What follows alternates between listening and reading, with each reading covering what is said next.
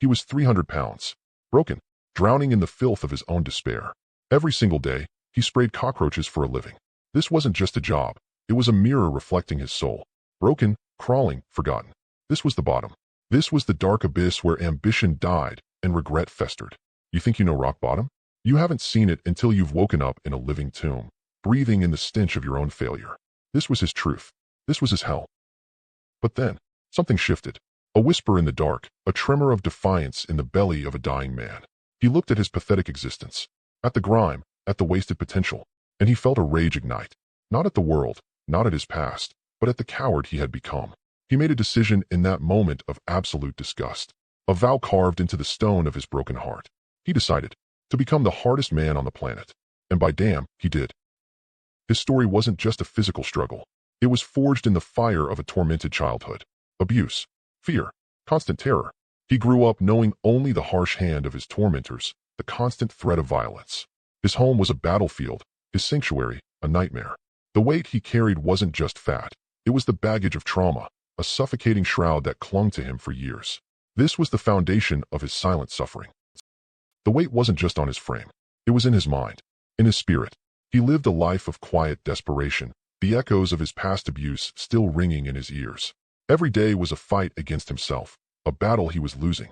The man the world saw was a consequence, a manifestation of every wound, every fear, every moment he was told he was worthless. He was existing, not living, a prisoner in his own flesh. Then, a flicker of hope, a chance for redemption.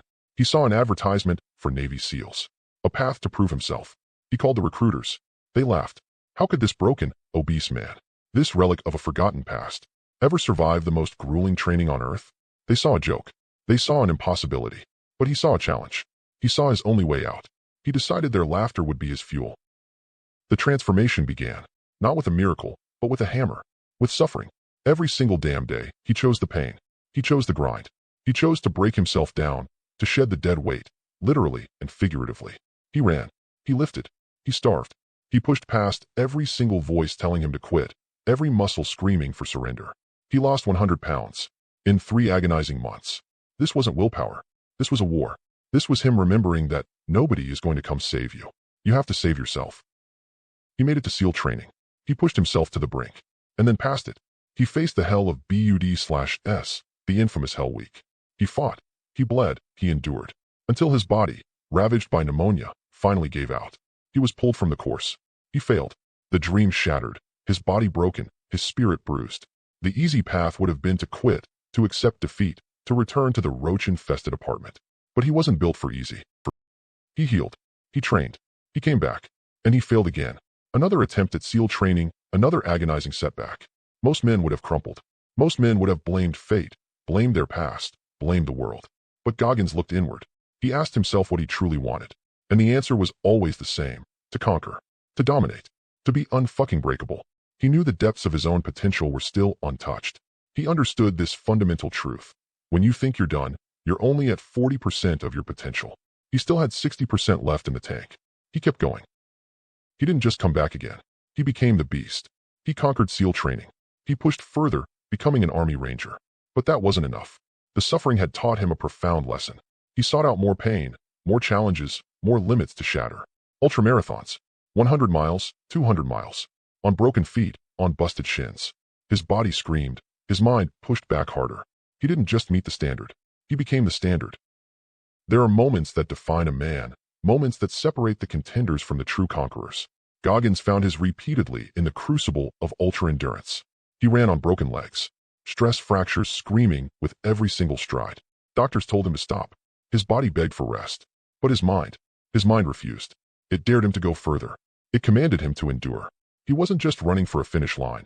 He was running to prove the limits of human will. He isn't just a Navy SEAL. He isn't just an Army Ranger. He isn't just an ultramarathon runner. David Goggins is the living embodiment of what it means to stare suffering in the face and say, "Is that all you got?" He transformed from a victim of his past, from a man drowning in self-pity, into the hardest man on the planet. He rebuilt his entire damn identity, one agonizing step at a time. He became the legend. He wrote his own damn story. Now look at your life. Look at your excuses. You complain about traffic. You whine about your 9 to 5. You seek comfort. You avoid discomfort. You tell yourself stories about why you can't, why you won't, why you're not strong enough. But Goggins, he carved himself out of nothing. He chose pain. He chose growth. He chose truth. He learned that suffering is the true test of life. And you're failing the test every time you choose comfort.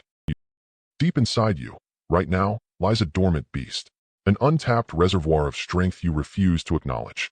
You have no idea what you're truly capable of because you've never truly pushed. You've never embraced the suffering. You've never held yourself accountable for the soft choices. You are stronger than you know. You are more resilient than you believe. But you have to prove it to yourself. No one else can. So what now? Will you remain the victim of your circumstances? Will you continue to feed the comfortable lie that you're not strong enough? Or will you look at the life you're building, the potential you're squandering, and decide to go to war with yourself? Will you step into the arena? Will you choose the pain? Will you choose the growth? The choice is yours. The blame is also yours. Don't just watch this. Don't just nod your head. Take this fire. Take this truth. And forge yourself into something unbreakable. Stop making excuses. Stop being soft. Go out there and attack your damn life. Get off your ass. Go out and get what's yours. It's time to stop dreaming and start doing. It's time to take control. It's time to take your damn soul back. Now, go get some.